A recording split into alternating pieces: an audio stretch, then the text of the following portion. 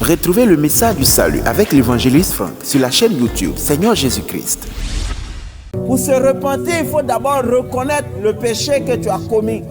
Parce que si on pêche et qu'on ne reconnaît pas ce qu'on a fait comme étant mauvais, on n'est pas vraiment en train de se repentir. Il est important de se repentir, mes bien-aimés. Parce que par la repentance, on établit notre communion avec Dieu. Par la repentance, le Saint-Esprit nous restaure, le Saint-Esprit nous repositionne. Si tu as menti, reconnais que tu as menti. Tu as volé, reconnais que tu as volé. Tu as fait quelque chose que Dieu n'a pas aimé. Tu as commis l'impudicité. Reconnais ton péché. Et après avoir reconnu le péché que tu as fait, il faut le regretter. Donc si c'est la masturbation, tu reconnais que je me suis masturbé. Et la deuxième étape, c'est de regretter le péché que tu as commis. Parce qu'on ne se repent pas en riant, en blaguant, en souriant. On se repent avec regret. Il faut regretter le péché. Et avec tes larmes, regrette amèrement ton acte. Regrette le mal que tu as fait, parce que le mal que tu as fait, ça a blessé le cœur de Jésus. C'est pourquoi il est important de regretter son acte. Ça fait partie de la repentance. Et après avoir regretté son acte, il faut l'avouer, il faut confesser. Parce que quand on se repent, il ne s'agit pas simplement de reconnaître le mal qu'on a fait, de le regretter, mais il faut aussi le confesser.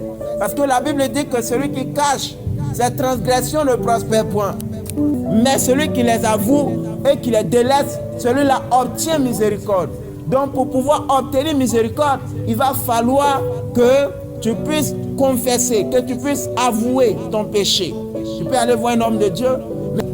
Après cela, il faut demander pardon à Dieu. Dis de ta bouche, Seigneur, pardonne-moi mon péché.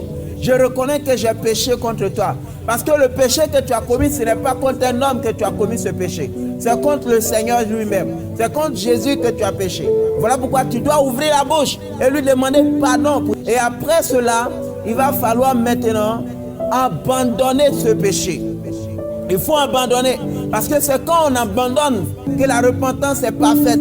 Il ne s'agit pas de pécher, de demander pardon et de revenir encore là-dedans. Quand tu demandes pardon à Dieu, il faut abandonner.